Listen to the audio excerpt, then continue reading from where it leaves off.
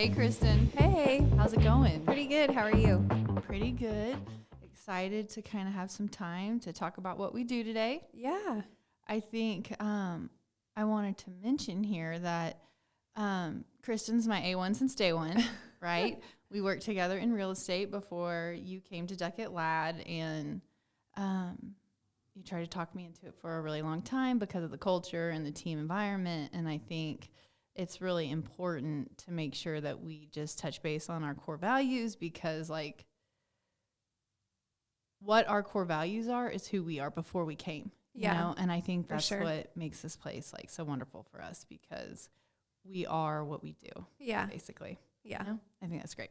Okay, so what I thought we could talk about today is the difference between our bookkeeping service, I'm a bookkeeper, accounting manager, and our controller level of service or advisory package. Yeah. Right?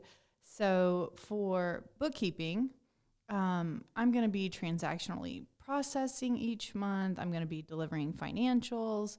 And in my opinion, what I really do is a support function, right, for the tax team, because I'm keeping everything organized for year end and kind of helping tax prep.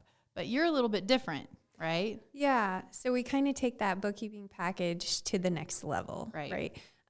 So on top of all the things that you're doing, we kind of add a little bit to that. We're meeting with a client monthly to kind of go through their financials with them, talk about some key indicators, some things that they can be looking at for their practice, just to kind of measure how well they're doing and really kind of dive into any issues that they could be having also.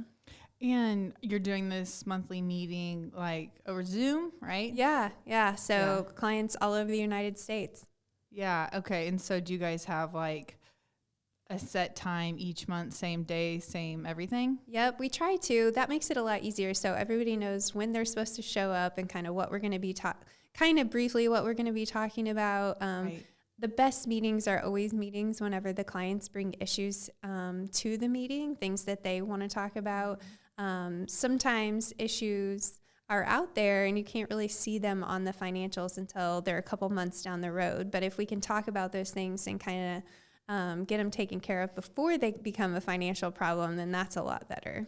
Yeah, I think that's great. That's one thing that we really like to do and encourage, is having a date, right, with your financials. Yeah. It's not always easy stuff to talk about, but if it's already on the calendar and you know it's coming, then you can dive in and really look deep at what's going on. For sure. Not every conversation we have are easy conversations, but we try to be truthful and helpful. And the good news is if things aren't going well, there's always things you can do to make them go better. Right. So you mentioned KPIs that you talk about, right? And so some of those are like what? So beyond just like what you see on your P&L or balance sheet or cash flow statement, we also kind of talk about production and how that relates to your financials. You know, what's the % of your collections? So how much of your production are you actually collecting? That's super important. Maybe how well your hygiene department is producing for you, and how many new patients you have coming in the door and how many you have leaving, because that's really important also. People spend a lot of money to get new patients in the door, but they don't always think about the patients that could be leaving also. Right. Yeah. So let's talk about ideal clients. Okay. Yeah. I think Duckett Ladd has an ideal client, but as staff and the clients that we deal with, we kind of have the ones that are ideal for us and our personalities, right? So for you, what makes an ideal client?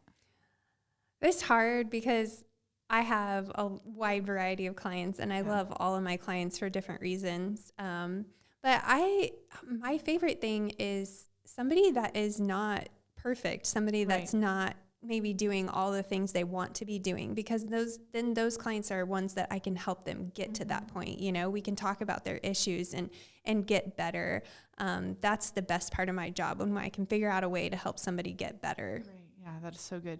So I think you mentioned a second ago, if you didn't, I'll mention it, right? But when your clients bring things to talk about, that's like huge. It is huge. Like we have a list, you know, of important things to talk about, and some of them are revolving. So we talk about the same things every year. You know, one big one is like your bare minimum, like the bare amount that you need to collect every month to kind of cover all of your expenses and distributions and loan payments and all those things. But we also like to really talk about what's happening in the practice on a day-to-day basis, you know, and what issues could be going on there.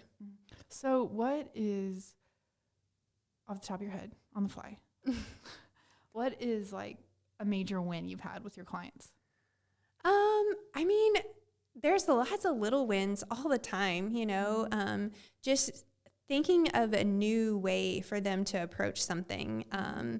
You know, I had a client that was really trying to figure out a way to track a certain kind of productivity a certain way, like her hygienists were doing these tests, like saliva tests, you know, and so trying to figure out if that was a profitable service that she was offering, but the production's all wrapped up into hygiene. So how can you see that?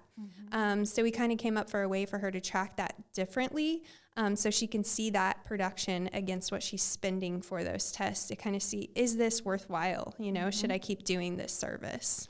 I think one of the coolest things that you've shared with me about your clients is being a second set of eyes, right? You've had some like weird things go on with employees that you've been able to kind of like say, hey, red flag here. This is not, something's not working out here. Let's talk about this. And things have kind of come out from that. I mean, it can be anything from like AR getting a little bit out of control and that could be somebody just not recording something correctly, you know? So not necessarily somebody did something bad. They just maybe didn't know what they were doing. Right. It can be all kinds of things. I'm trying to think of another situation. Maybe just like allowing an office manager to do too many things and an owner taking that step back a little too soon. Nobody is going to love on the practice and do all the things like you can do all those things. And when you stop looking at that and assume that somebody else is going to do it perfectly just like you'd want them to, that's kind of a misstep. You always kind of want to be checking over and making sure that nobody's doing anything that maybe you wouldn't be doing yourself, you know? Right. I think that's a really great point too, that even if you hire a bookkeeper or you hire a consultant, advisor, whatever, there is still a certain level of responsibility for sure and involvement that a practice owner has to have. You know, whether that's reviewing credit cards, right? Or bank statements or AR or whatever, you know? And I think that's one of the things you guys kind of go over too. A little bit. I mean, it's so hard. I know practice owners have so many things going on, not just doing the dentistry, but managing the business and doing all those things. It's so hard, and it's easy to let the little things go, but it's still, you still have to have an eye on everything that happens. Yeah. So outside of BAM calculations or discrepancies in production versus collections, whatever, do you help your clients maybe figure out when the right time to hire an associate? Oh, for sure. That comes up a lot. Everybody's always wondering when the best time for that is. It's not necessarily just a financial metric. There's a lot of things that make it make sense, you know, but you have to be willing to do some other things. Like, you know, are you willing to mentor a new associate? Are you willing to give up some of your production so that they can have a full plate? So there's a lot of things that go into considering that. So we kind of talk through a lot of those things and make sure it's the right time to do something like that. Yeah, that is so good because I think mentoring, that's how you bring someone up. Yeah. You know, you've done that a lot for me, and I've always been grateful of that. We're a good team. I know. We're the best team. The brains and the dad jokes, you know, I like to make, but okay. Yeah. So that's great. Is there anything else kind of about Duckett Ladd or what you do that you think it's important for somebody to know that doesn't know us? I mean, I just think the most important thing, the question we get asked the most is, what is the value that I'm going to get out of this controller level service versus the bookkeeping? And I think it really comes down to how many questions do you have, and how are you approaching your financials? Like, do you just want to see the financial report at the end of the month and move on?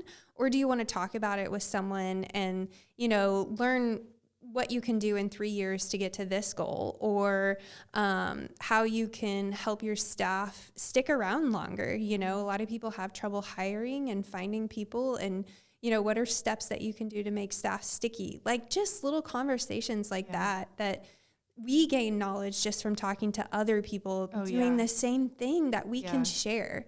And I think that that's super valuable. Yeah, that's a great point. I really think like one thing about Duckett Ladd is that we are dental specific. Yeah. And so our whole network is other dentists or associates or vendors or whatever. So I think we have a lot of insight kind of to what's going on in the industry because of that, Yeah. There's so many times somebody will ask me a question in a meeting and I'm like, man, I don't know, but I know this one doctor that he has the same situation. I bet he can help us. And just being able to do that is so incredible. Yeah, I do think that was one of my most recent wins, is being able to help somebody that isn't even one of our clients through one of my clients this year, so. Yeah, I think that's all really great stuff, and,